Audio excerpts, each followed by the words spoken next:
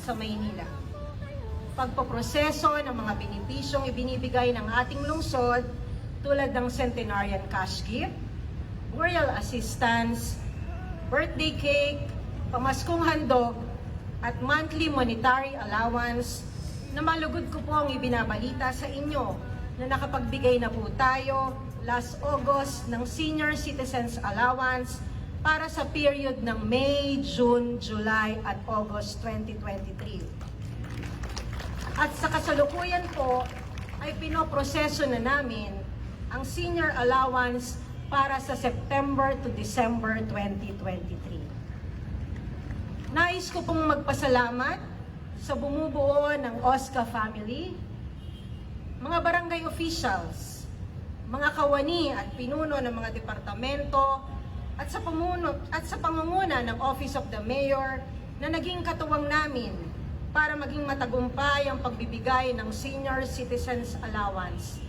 Salamat po sa ipinamalas ninyong kasipagan, dedikasyon at pakikiisa sa paglilingkod na may pagmamahal at malasakit na pagsiserbisyo sa mga senior citizens sa lungsod ng Maynila. At ngayon po, upang magbigay po sa atin ng kanyang lingguhang mensahe, nais ko pong tawagan ang ating mapagkalingang ina ng Maynila, Mayor Hani Lacuna Pangan.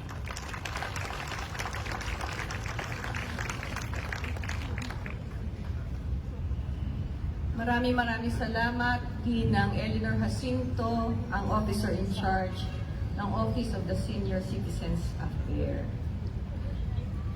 Good morning! Magandang umaga po sa inyong lahat.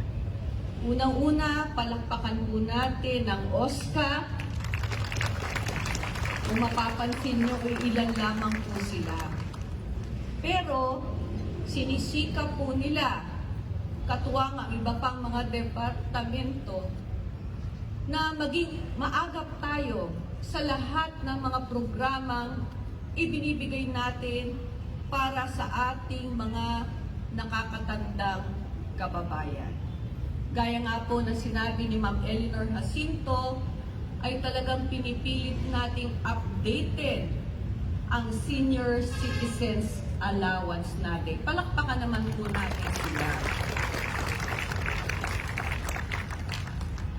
Bago ko po pala makalimutan, noong Biyernes, kung wala po kayo dito, ay nasaksihan po natin ang napakagaling nating Manila City Hall Band sa kanila pong konsyerto para sa pagdiriwang ng kanilang 60th year. Baka hindi nyo po alam, hindi lamang po bayang Magiliw o lupang hinirang ang kanilang kayang tugtugin. Napakalawak po ng kanilang repertoire at ipinamalas po nila yan sa amin noong Biyernes. Palakpakan po muna natin sila. Dapat meron kayong repeat performance. Pero sa susunod, dapat bago na ang inyong mga instrumento. Lakas nun na. Gusto rin po nating kilalanin ang ating po mga natatanging mga bisita ngayong umaga in celebration ng ating Elderly Filipino Week.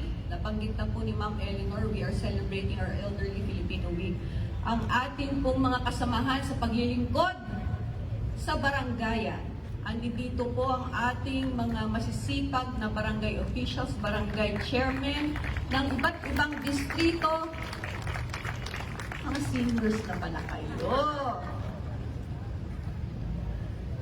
Dahil gusto nga natin silang parangalan.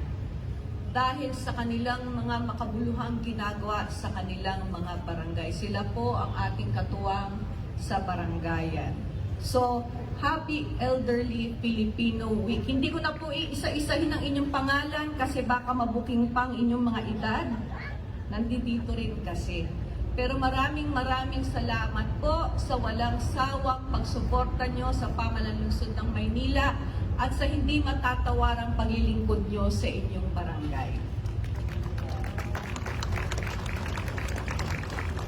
Mamaya po, itutour natin sila sa atin pong Manila Clock Tower Museum dahil ngayong buwan ng Oktubre ay pinagdiriwang din natin ang Museum and Galleries Month. So kung meron po kayong pagkakataon, total kayo po ang mga laging o kayo ang laman ng ating Manila City Hall, baka gusto nyo umakyat sa taas at silipin naman po ninyo ang Manila Clock Tower Museum. Okay? Andirito din po, kasama natin ngayong umaga, ang Accenture Edulinks Corporation. Kasama po ang kanilang mga trainer, Amanda Reyes, Shang Reyes, Gina Parawan, dahil sila po ay nag-train ng ilan natin mga kababayan. So mamaya po, magkakaroon po tayo ng photo opportunities with them. Maraming salamat po sa inyo. Isang bagong buwan para tayo ay makapagbigay ng tunay na paglilingkod para sa ating mga kababayan.